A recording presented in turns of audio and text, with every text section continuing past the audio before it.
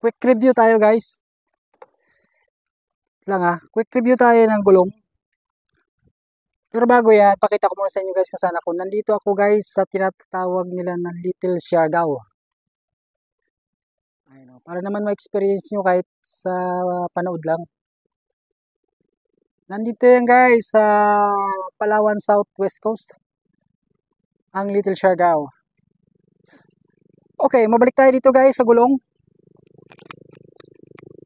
Ito pinalit ko guys kahapon. Hapon lang.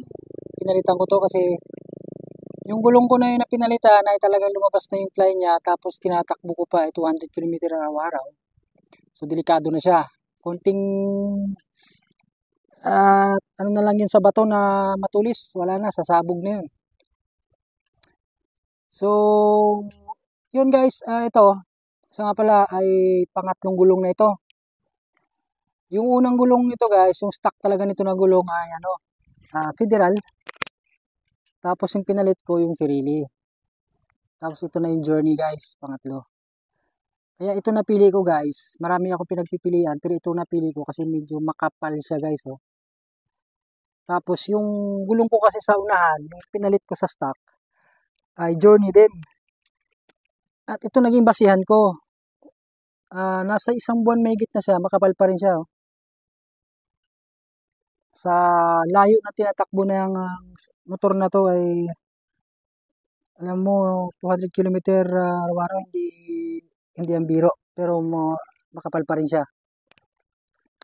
Kaya nagkaroon ako ng idea na Journey na lang. Pero kwento ko sa inyo yung performance ng gulong guys ng yung stock na ito, yung Federal. Nakuha ko to guys ay isa nga pala yung motor na to guys, ano pa lang ito.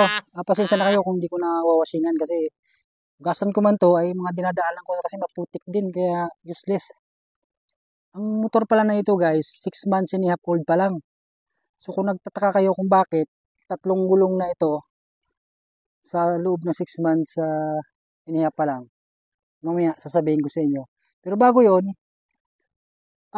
balik tayo doon sa Federal, ang performance nung guys, medyo para sa akin medyo hindi siya maganda, no? Medyo madulas 'yun. Although tumagal siya ng 3 months mahigit. Kung i-compare ko doon sa Pirelli ay hindi siya maabot ng 3 months. Ang kaso lang ng Federal na madulas 'yun, 2 beses actually ako natumba doon.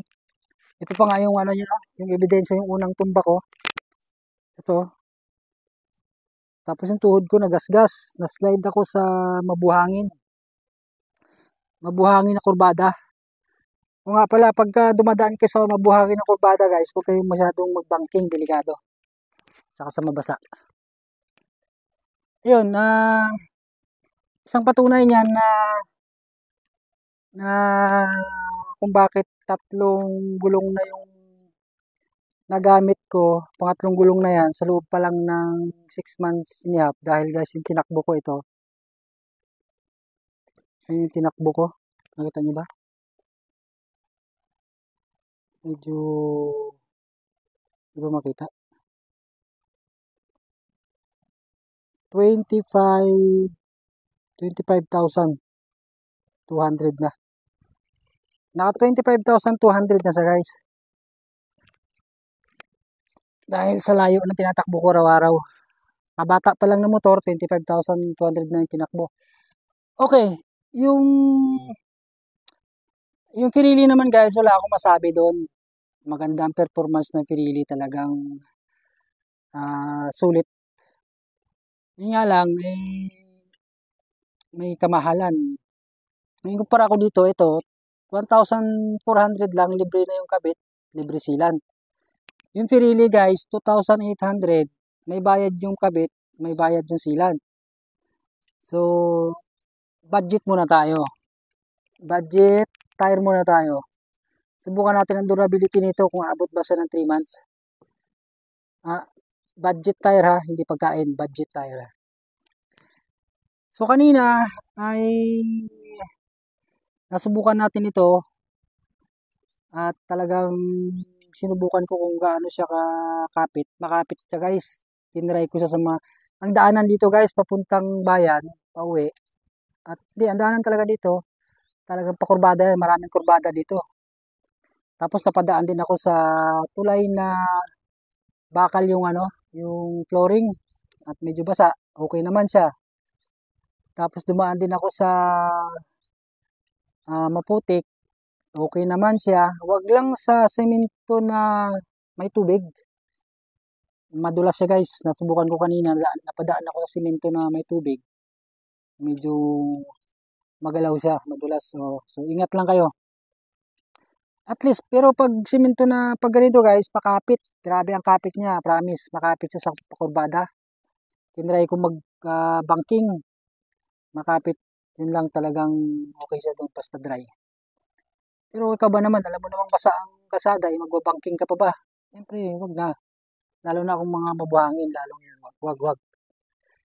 So, yun guys, i-update ko lang kayo sa sunod siguro no, na video natin. Tingnan natin kung anong performance nitong gulong na to.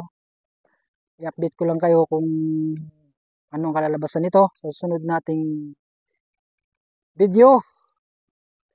At yun kasi, alam mo ito, nagkakarga din ako ng halos 50 kilos yung bigat. Kaya siguro mabilis din mapudpud talaga ang gulong kahit anong brand ng gulong mo. Kung talagang ganun kahaba ang tinatakbo mo, tapos mabigat pa, eh talagang bibigay yun.